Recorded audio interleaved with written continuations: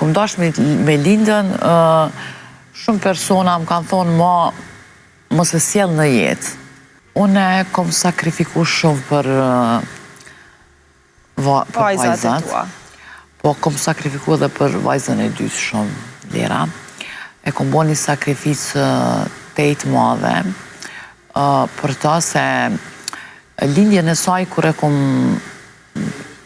Kur ke qenë në proces të lindjes? Proces të lindjes, dhe kur kom dash me lindën, shumë persona më kanë thonë mos e sjell në jetë.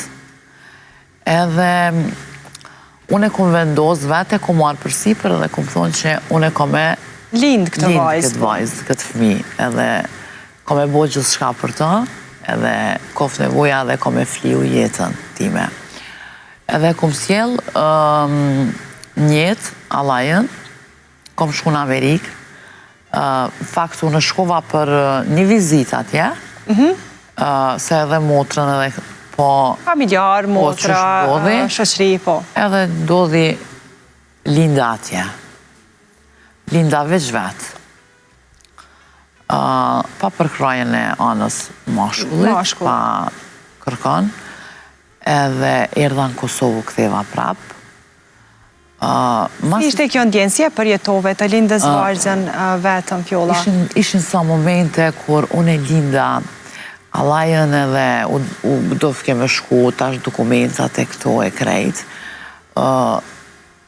Kish momente kur e kisha Allajën maksikoz, edhe vish bësha në din edhe fillojsha me qajtën. Po isha shumë e lumtur. Që e kishe në krah, forca e asaj dhimbje. Po, edhe vetëm u që isha në kam vetë, edhe që kisha shoqërinë atje edhe më të ishin, oj Fjolla, adin sa e fort jeti. Po, më veshin ata lot vetë.